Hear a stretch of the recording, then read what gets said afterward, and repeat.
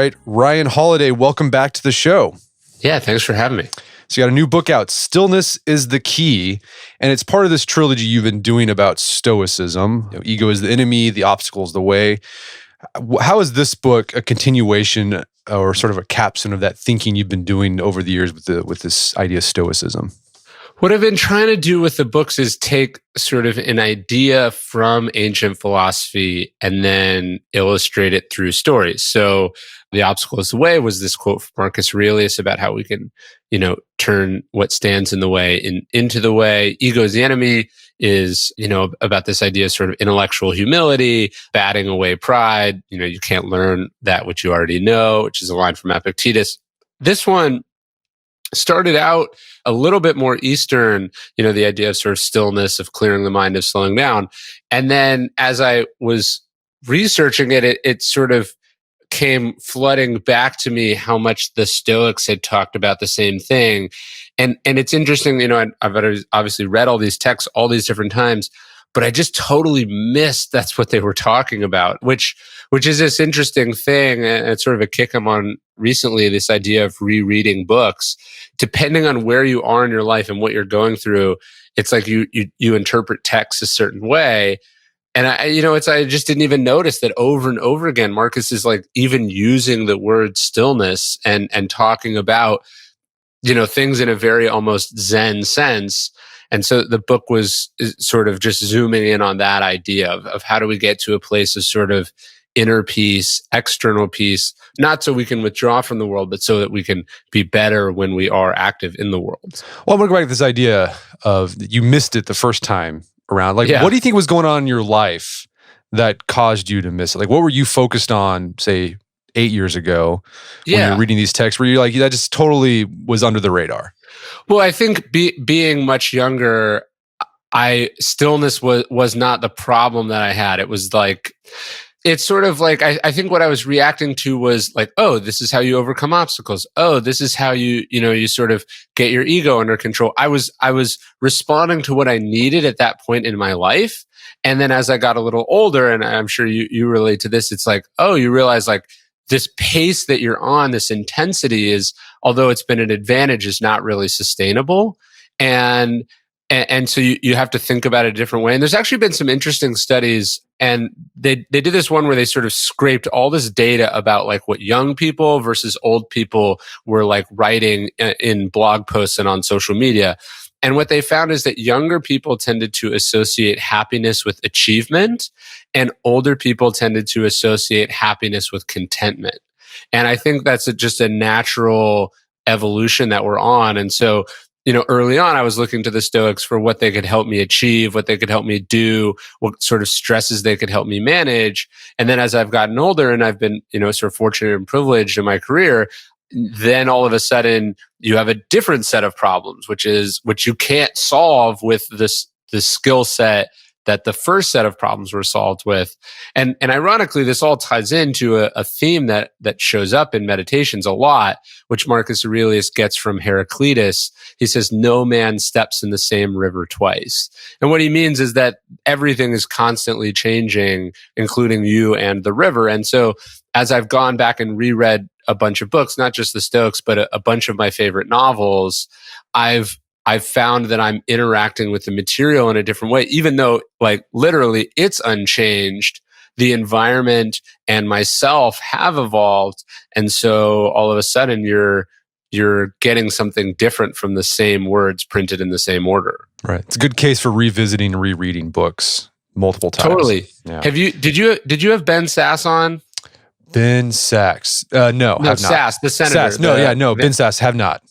So he has this concept of like a 5-foot bookshelf. He says like, and this almost sounds like an Art of Manliness post, but he says, every family should have like a 5x5 bookshelf that is filled with like your family's texts, like the books that you need to read and study to like be a good person. And I think this ties into something Seneca talks about, which is like, it's not about how many books you read in your life, but it's about, reading the same books over and over again and studying them very deeply. And so again, I think early in my life, it was like, oh, I've got to read this. I've never heard of this. I don't know anything about that. And so it's about doing, acquiring.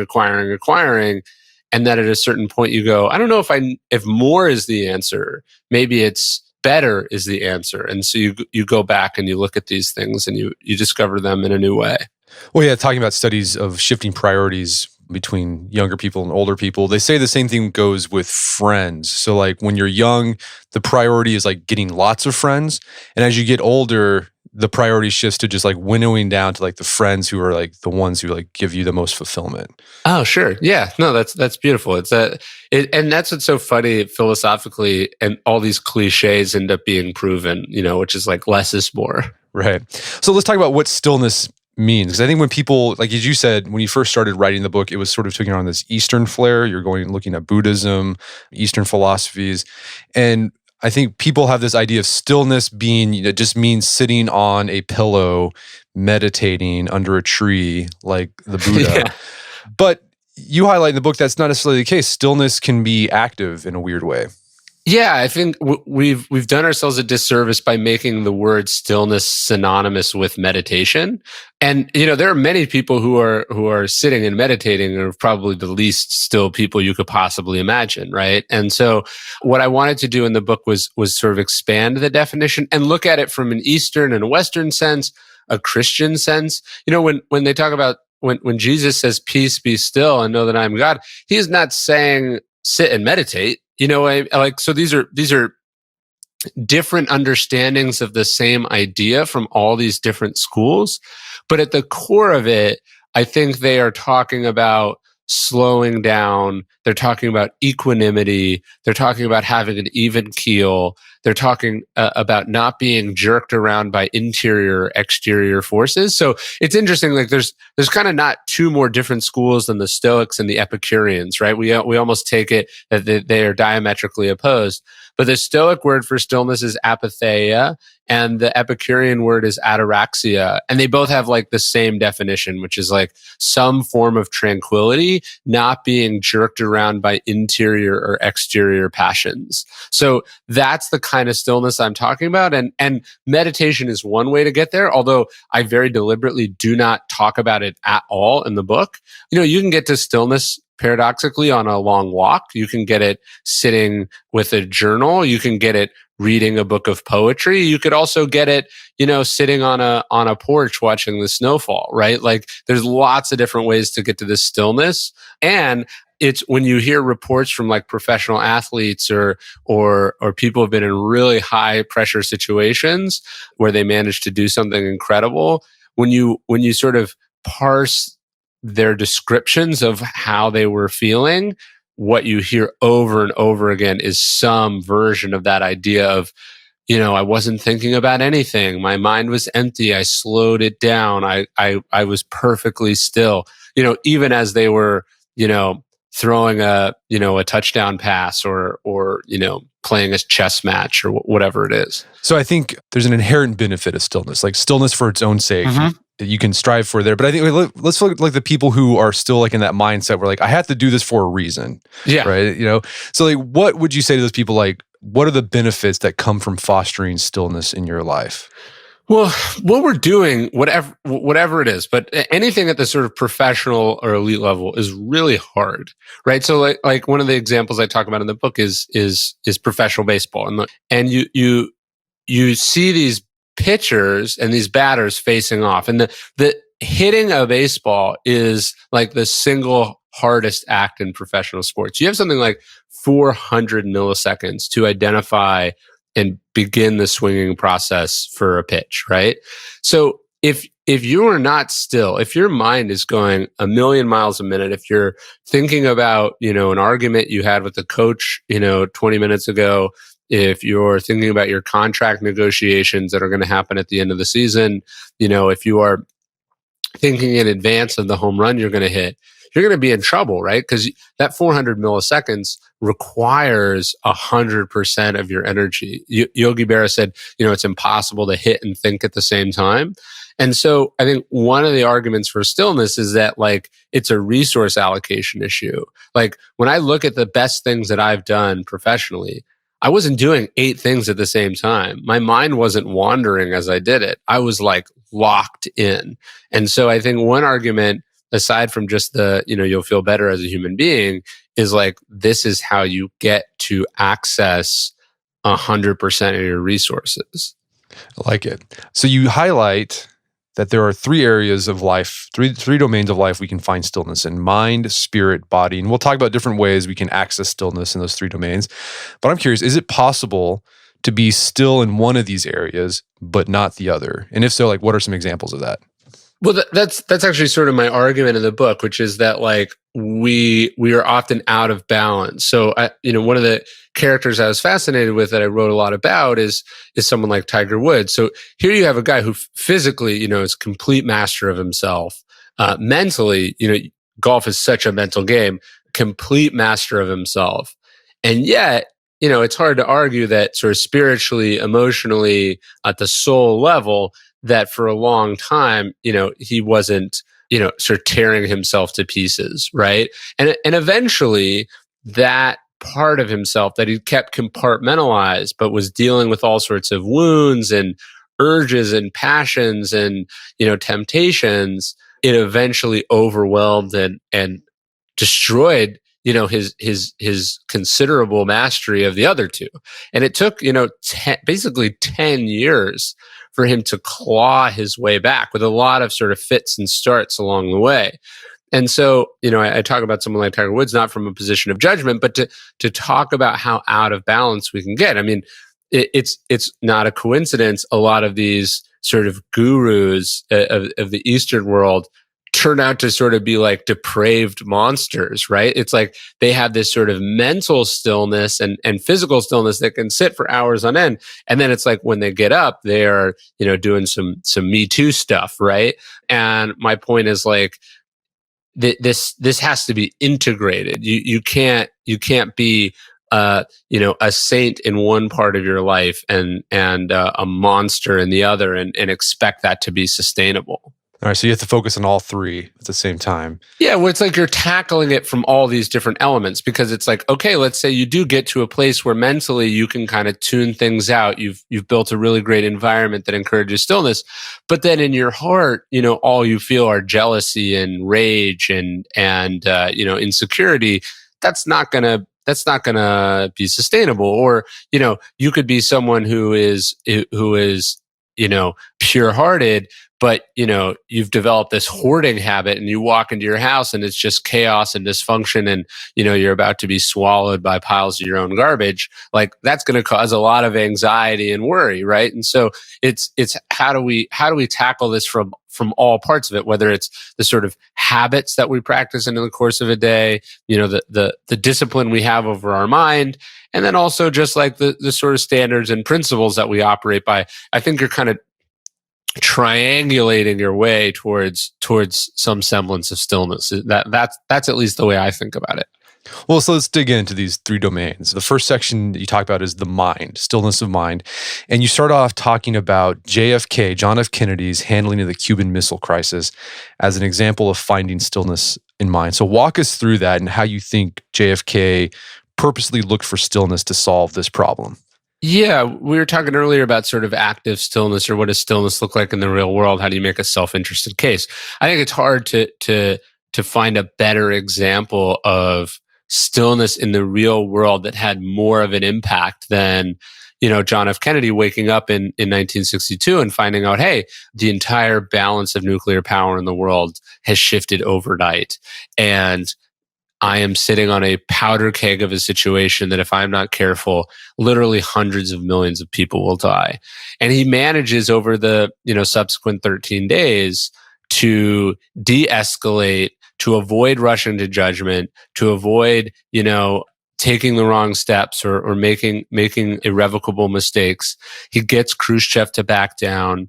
He saves humanity from a nuclear holocaust. And he does this by, not just from the sort of Zen perspective of thinking of nothing, but in fact by really slowing down and thinking quite deeply about the situation, about what was at stake, about, he says at one point, like, I'm not interested in the second step of this sort of exchange. He's like, what about the third step and the fifth step and the seventh step and the ninth step? And he's like, you generals who are, telling me that we've got to, bomb Cuba to hell and back, and then we may have to invade the USSR for setting this all in motion. He's like, I'm worried that you're so wrong that no one will be around to tell you I told you so when we find out, right? And one of Kennedy's expressions, he says, you want to use time as a tool, not as a couch.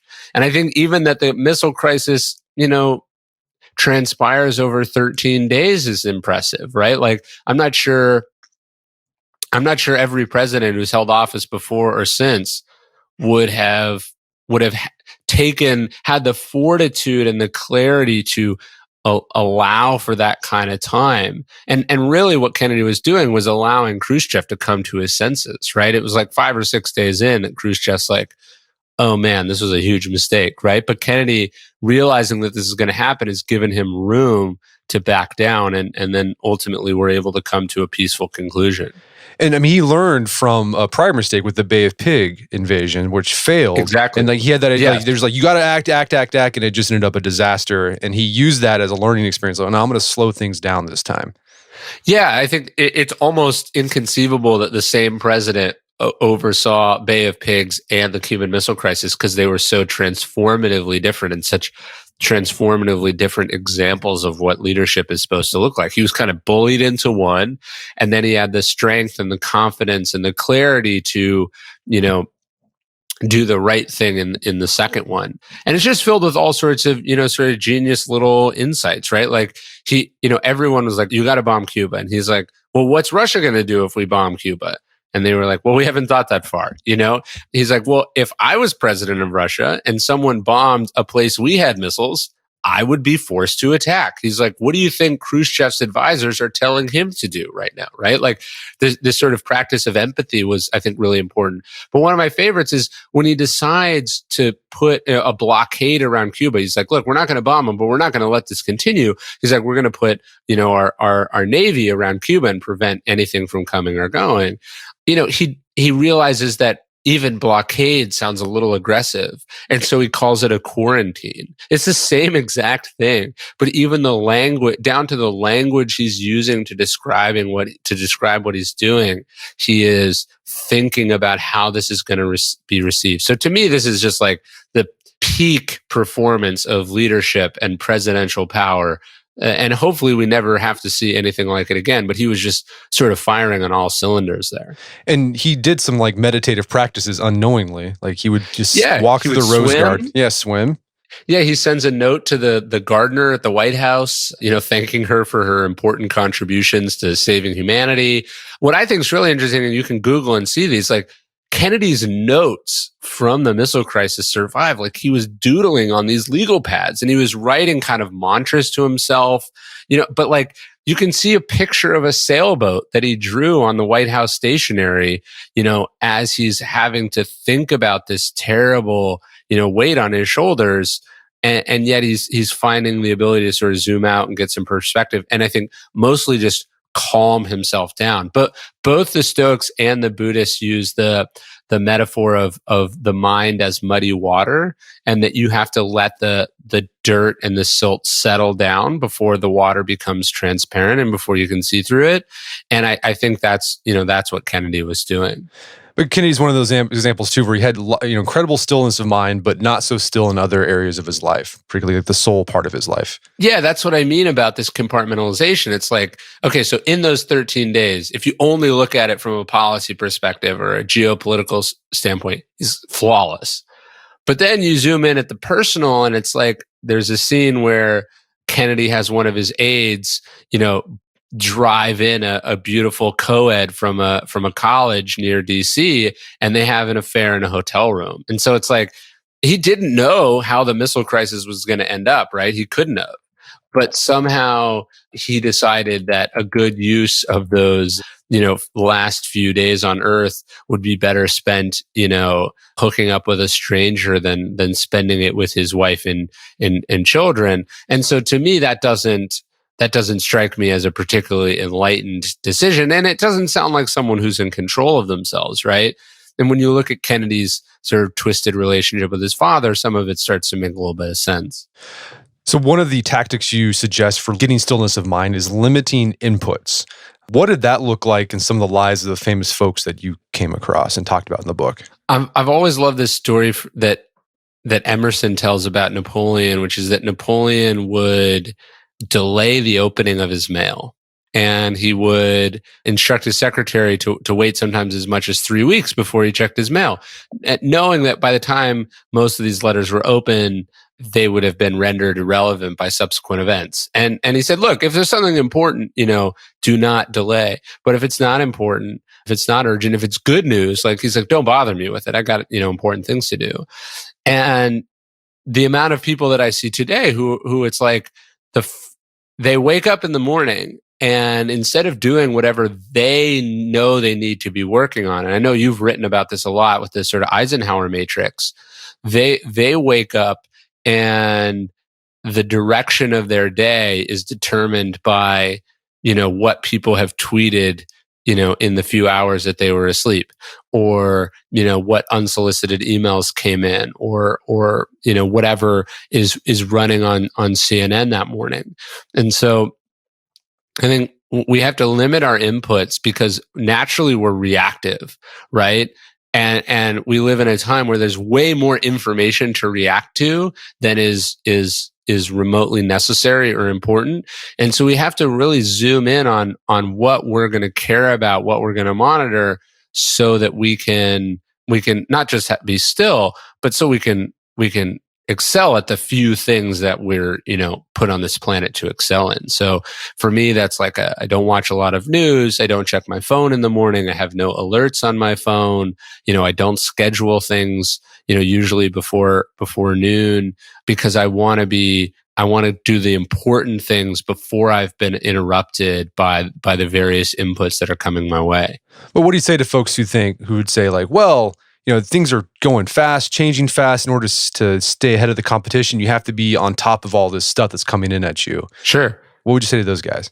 I mean, I look at the facts, right? The most successful living investor is Warren Buffett, who invests from a value standpoint and thinks in terms of decades, right? The best books, the best music, these are not popular because they are cashing in on a trend of the moment. They're working because they connect to something timeless, right?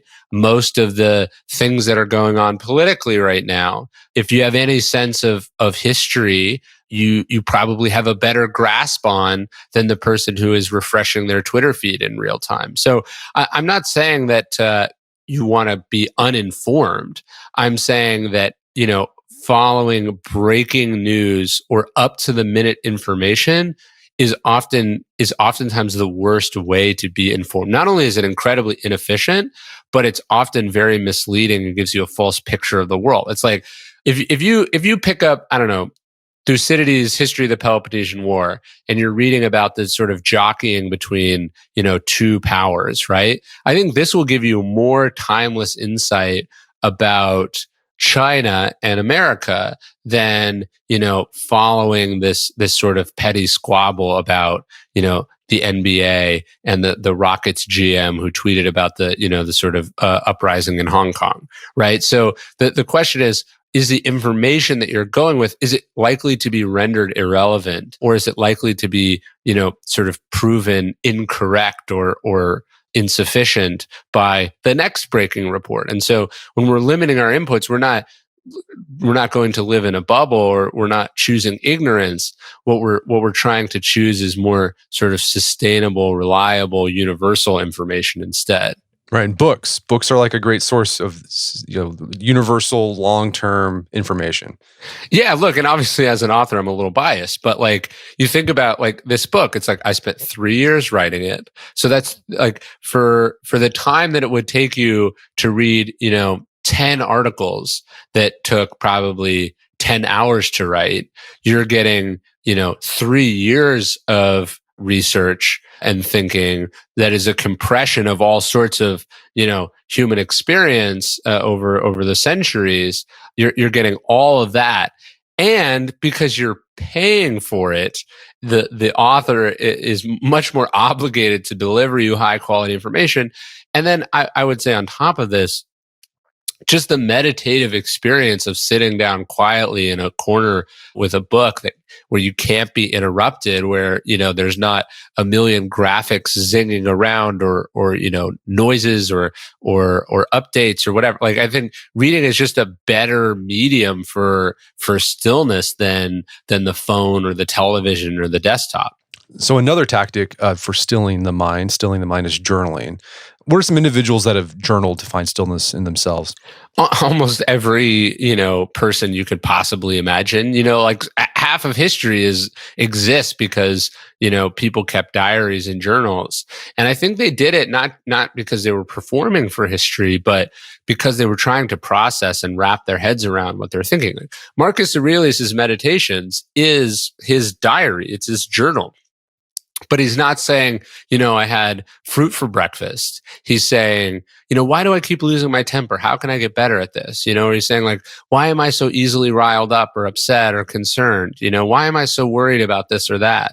I think Anne Frank's diary is, one of the most incredible documents. I got to imagine being a 13-year-old girl is already pretty difficult, but then to be trapped in an attic with your parents, afraid that the Nazis are going to come in at any moment, would have been obscene, right? And she sits and works on these thoughts in this journal that give us such an insight now into the human experience. But she has a great line. She says, paper is more patient than people.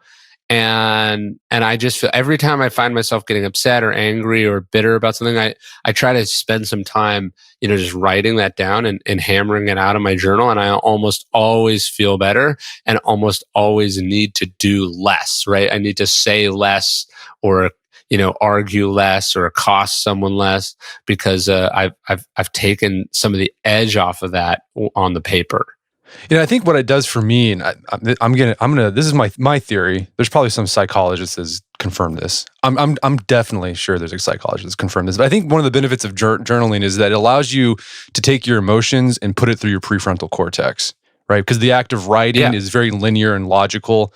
So it allows you to think about your emotions more more clear with a clear mind. And so you feel better, right? So you're able to do something with your emotions and it just goes through that prefrontal cortex and you feel better afterwards. Yeah, or just think about how often our emotions are in conflict with each other, right? Like it's like we love someone and then we hate them for what they just did, right? These are love and hate simultaneous for the same person. And when that's kind of in your head, they're like in real close proximity to each other, right? And they're bumping up into each other. But when you write it down, now you have some distance, right? You're like, I'm so angry that they did X. Why do they keep doing X to me? How can I blah, blah, blah, blah, blah. But now you have like 1.5 feet of distance from that thought and you can stare at it and look at it. And I think this is just a healthier place for that thought to be. How have you kept the journaling habit steady and consistent in your own life? Well, I do it every morning, and it's one of those things that I think the more you do it, the more you get out of it. But I would start small. One of the things I recommend, I use a journal called the 1 line a day journal, and you just write 1 sentence a day for 5 years, but you can see exactly where you were 5 years ago, right? It's really cool. I've done it for about 3.5 years. So I have 3 years of looking at it.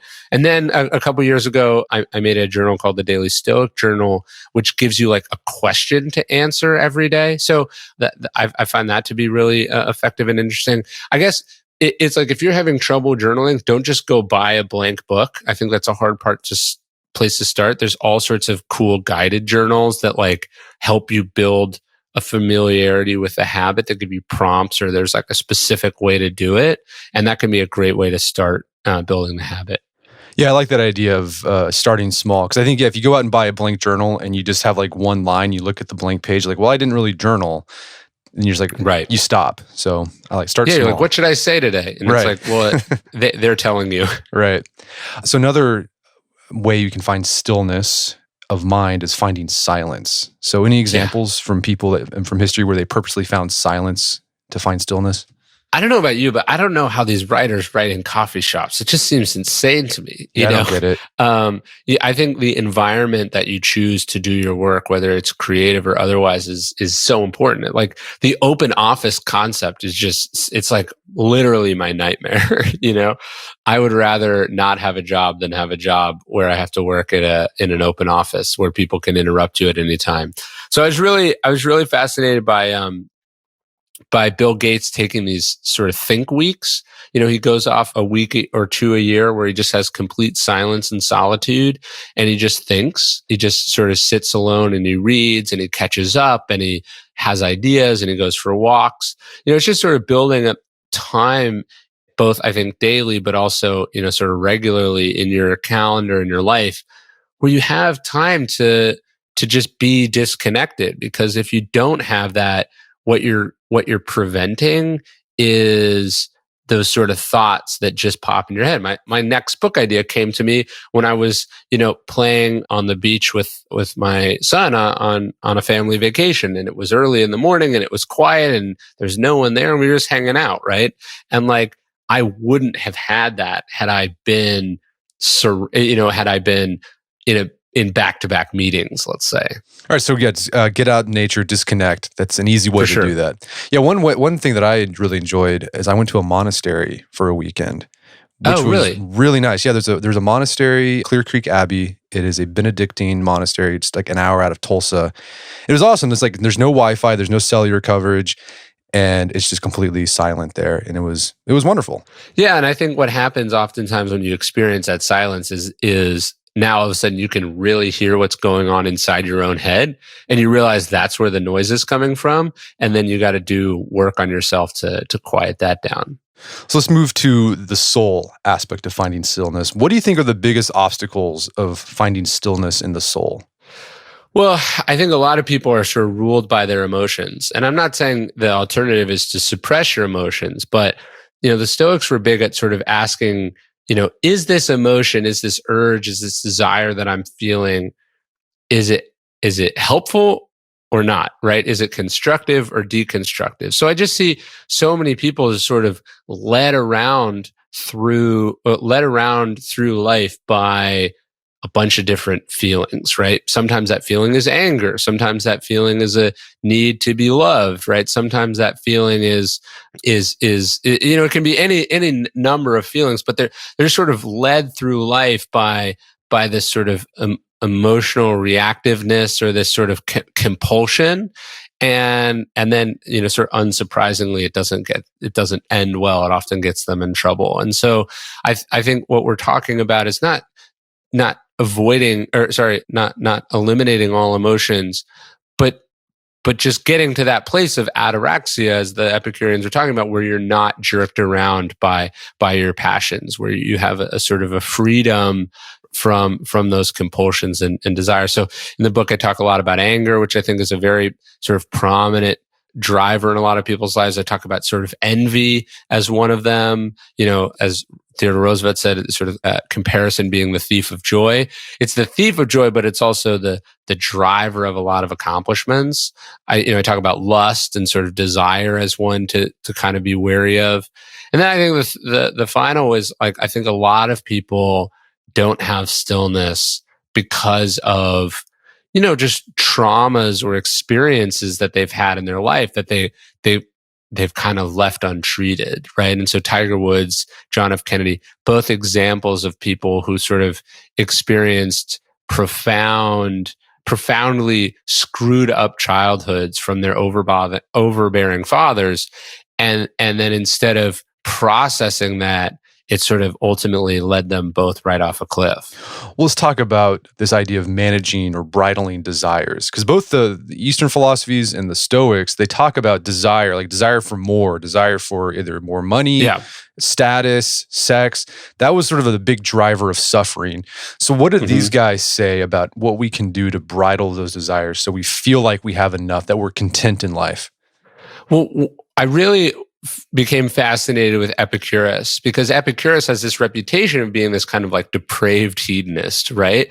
But there's almost no evidence of that whatsoever. In fact, like one of the few letters that we have that survived from him of like asking for something. Like he had all these rich patrons. He could have had access to, women or alcohol or pleasures of any kind, right?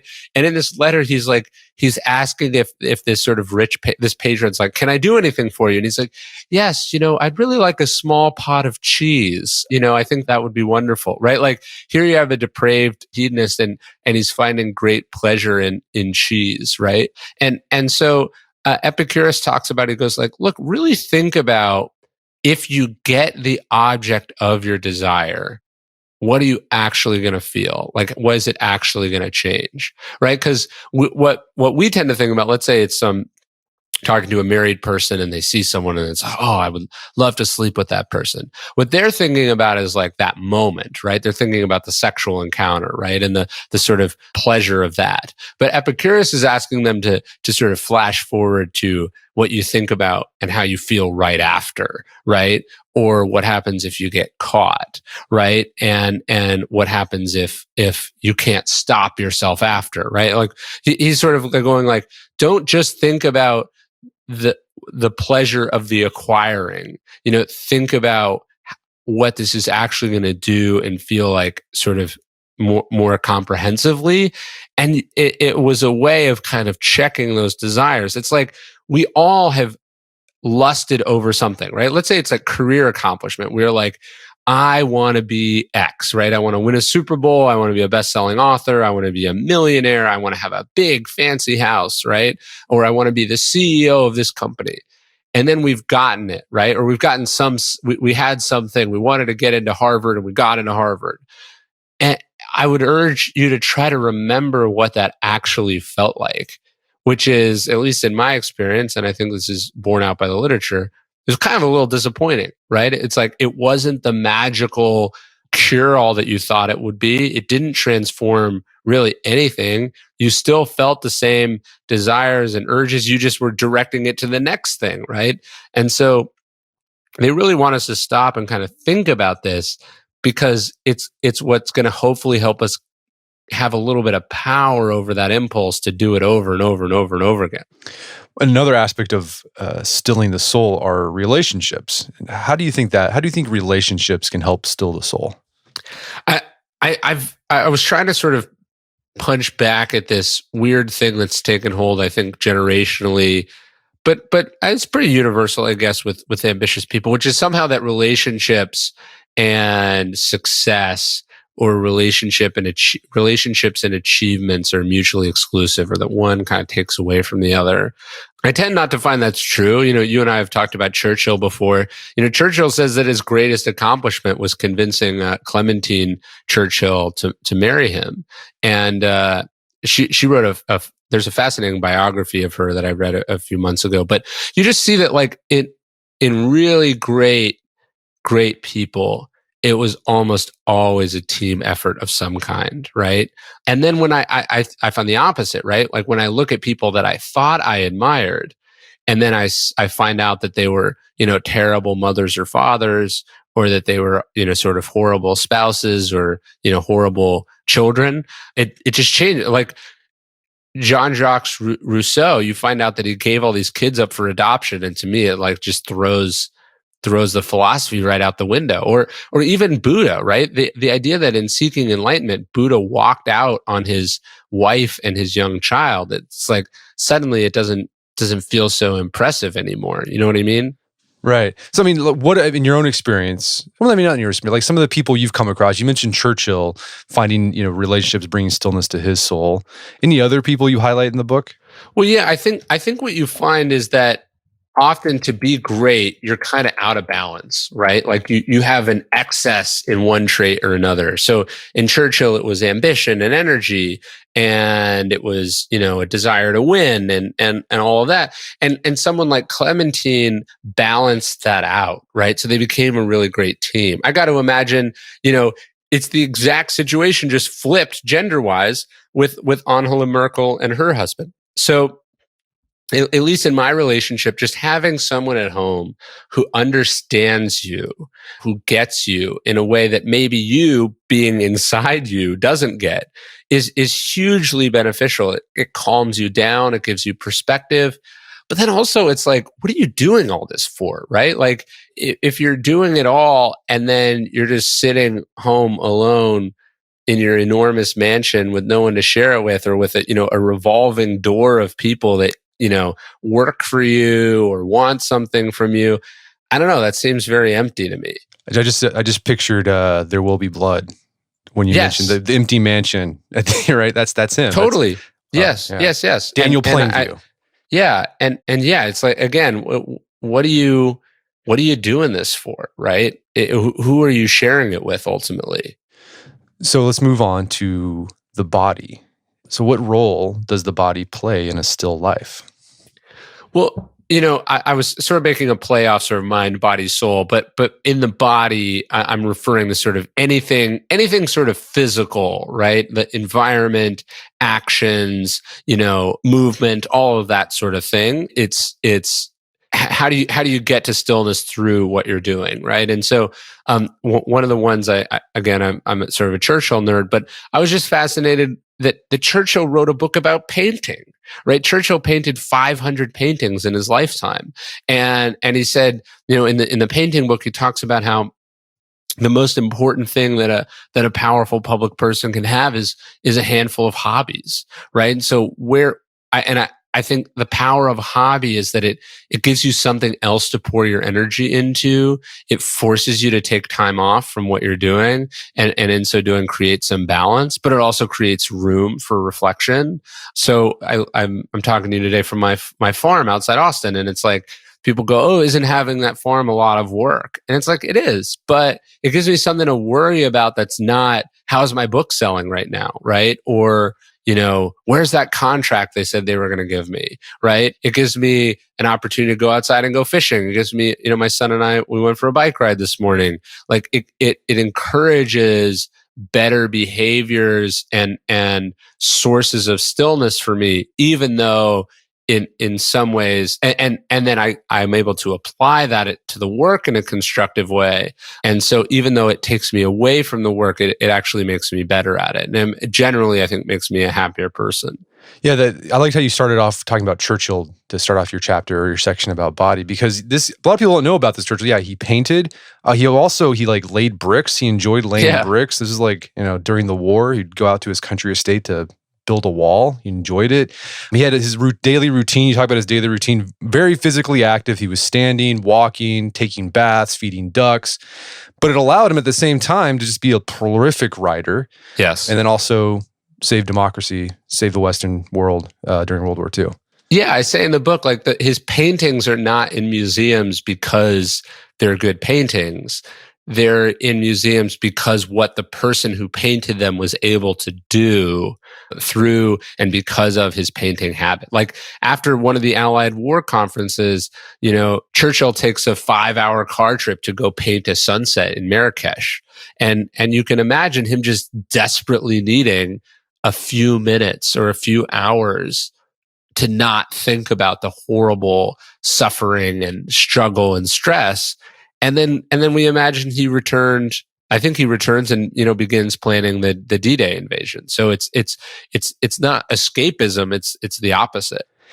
And I think this is sort of counterintuitive. People think in order to recharge and find stillness, you have to not do anything.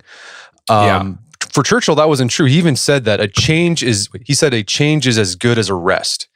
I love that. I found that in my own life. I found that there's always, you have those moments where I just don't want to do anything. And then you do nothing and you feel exhausted from doing nothing. Yeah. Yeah. No, I get more energy out of going for a run than I do watching 2 hours of Netflix, right? And I think it's because you feel like you've accomplished something versus you just wasted 2 hours of your life you're not getting back. Right. So you talk about different things you can do to find stillness of body. One is taking walks regularly. So who are some famous walkers you've encountered in your research? Again, the walkers are almost as universal as the journalers. But Hemingway was a big walker. Kierkegaard as the main character that I talk about. Every day he would go for a walk. He would write until he kind of hit a point of diminishing returns, and then he'd just walk. And it's weird, I think we think people used to walk a lot more, but it's like when Kierkegaard was walking around, sidewalks were a new invention. Like we didn't used to do that much, right? And in some senses we used to walk more, but in other senses we used to walk less. And so it's about going outside. It's putting the body in movement. The Buddhists do talk about a walking meditation. And as someone who has trouble sitting still myself, I tend to find that walks are where I get that from. I actually do kind of two kinds of walks. I walk or I take my son for a bike ride in the morning just to get outside, to start the day. And it's wonderful. But also like when I do phone calls, I almost always take them outside walking as well. It's like, I have this, 30 minutes of dead time that I don't want to, I'd probably rather not be doing if I had my, a choice about it, but I'm going to walk because it's a chance to be outside, to get some sunlight, to put the body in motion, to sort of lull yourself into a place where your best thinking can happen. And I find that I perform better on the phone calls because I'm walking. I've noticed in my own life, like moving my body, I get a lot of good thoughts doing that. Well, I find when I take my son for a walk, he's only 3, so he doesn't walk. He sits in a stroller, right? We're out in the country, so it's sort of an off-roady stroller.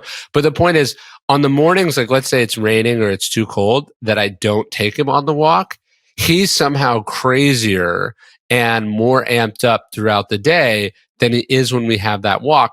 And so it's not the physical part of it, right? Because he's burning he's probably burning more calories running around inside than he is, me pushing him around in the stroller. But I think it's just it's the being outside. It's the, walking is just at the right pace that you're able to think. Your heart rate isn't really elevated too much. I think it's just it's the rhythm of it that's really so valuable. So another way we can find stillness of body through activity are hobbies. You mentioned that earlier a lot. Like Churchill said, everyone should have, like every statesman should have a hobby. Besides Churchill, any other people you encountered that did great things, but also made time for hobbies that people would think, well, that's just a waste of time?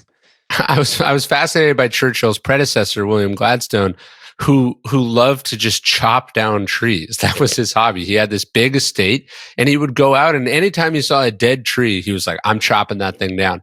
And he chopped something like 3,000 trees down in his lifetime. And so it's worth saying, it's not like he was clear cutting forests. Like he was helping. But the point was, by hand, one of the most powerful people in the world was sharpening an axe and then chopping down a tree. And he was sort of saying that, as he would get into the rhythm of it, he would have some of his best thoughts, his emotions would calm down. And it was just a deeply meditative experience for him. And when you look at the hobbies of successful people, it's almost always something surprising. Like you wouldn't think Mr. Rogers would have been a lifelong swimmer, but he swam at the Pittsburgh Athletic Club every day, right? And you just tend to find that successful people have hobbies, right? And the hobbies are not, ideally, they're not stamp collecting, right? If you're already working a desk job, right? Maybe if you're a professional athlete, Chris Bosh famously taught himself how to program, like he taught himself some programming languages one off season. You can imagine that's a deeply interesting thing for someone whose profession has them be really active all the time. So he's balancing out the physical with a mental activity. Most of us today don't have physical professions. And so, exploring some sort of physical hobby is maybe the best way to do it. And I think what's interesting about these guys is that their hobbies, they did it for just the love of the hobby itself. I think there's this tendency in our culture today. It's like, if you're going to have a hobby, you got to find a way to make it a side hustle and make money from it. But these guys didn't. Like that, they didn't care about that. Yeah, it's a side hustle. And then also, I think the other part is it's, and I know you're into weightlifting, and so I was watching your PRing, and I'm very impressed by it. But like as a runner, what I'm actually like, I like to tell people I'm training to not run a marathon. I know I can run one because I've done the distance before, but the point is, I'm not trying to win at my hobby. Like I feel like it's not healthy for me to have more competition in my life. And so it's more like the marathon is like, can I do it?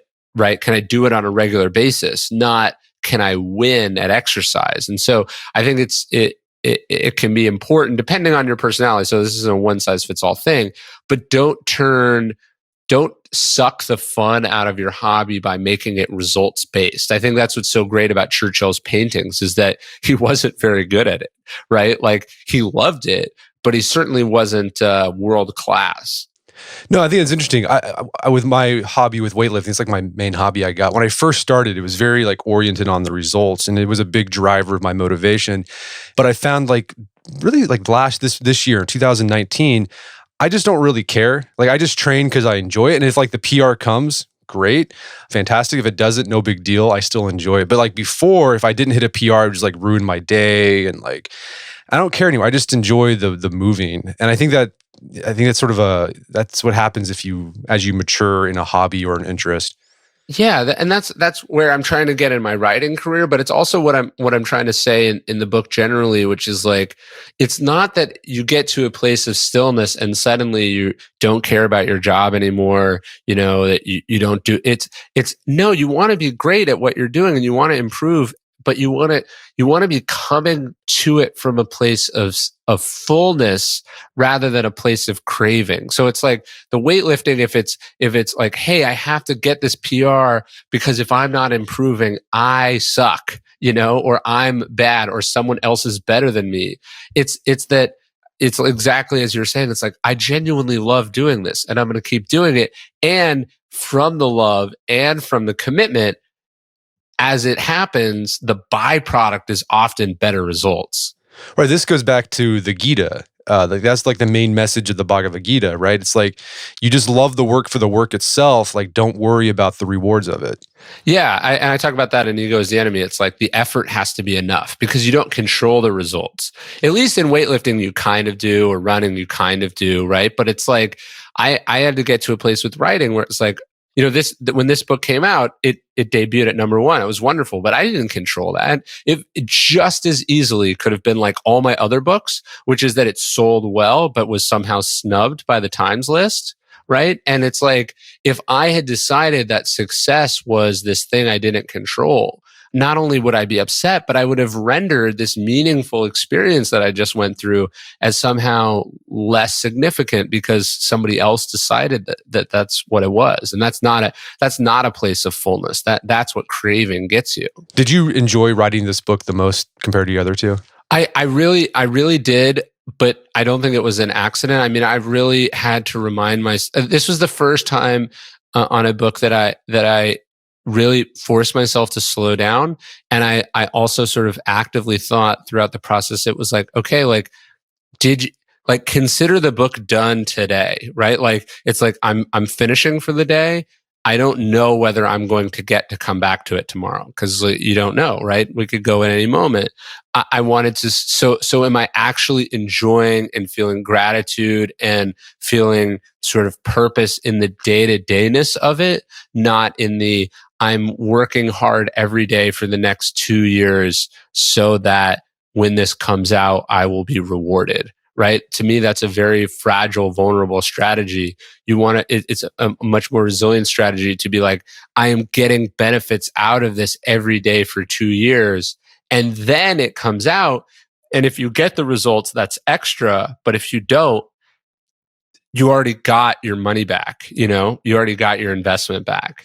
Well, Ryan, where can people go to learn more about the book and your work? So you can go to ryanholiday.net everywhere. I'm at Ryan Holiday on pretty much every social.